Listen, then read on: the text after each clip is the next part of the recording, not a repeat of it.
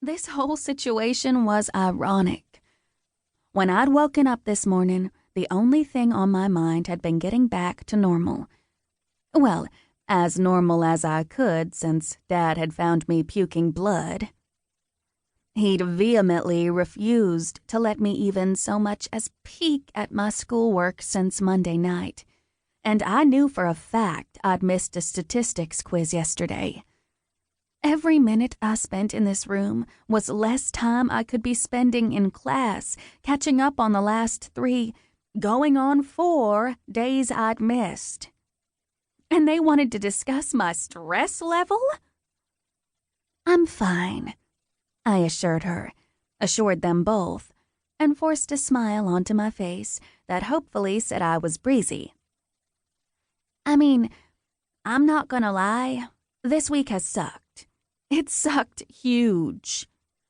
I took a couple of classes at the community college this summer to spruce up my applications, and it took a week or so to adjust to my advanced course load here this year.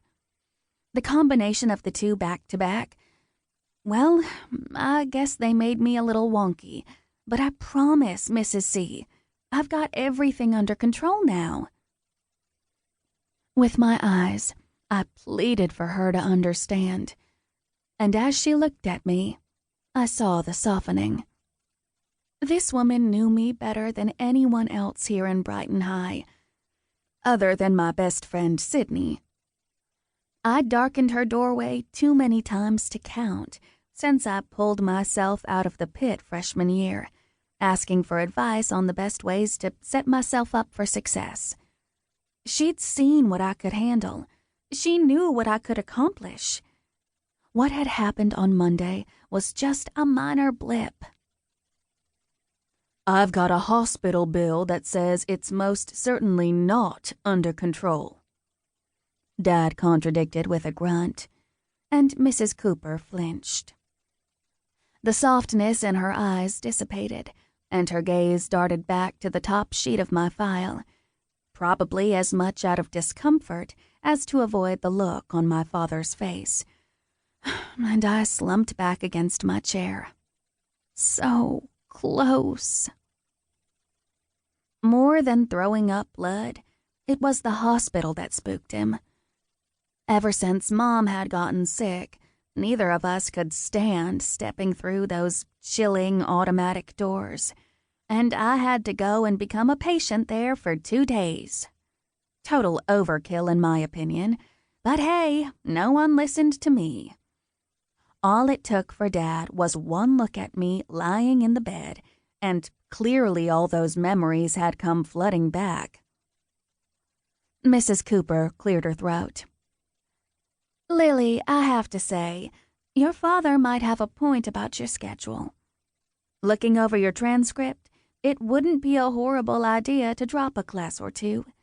You already have more than enough credits to graduate come May, and what's important is for you not to be overly No, I interrupted, not wanting to hear that stupid word again until I was at least 30.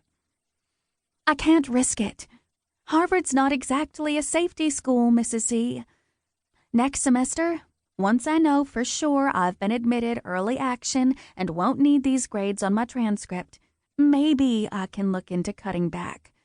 But now's not the time to slack off. I need to focus.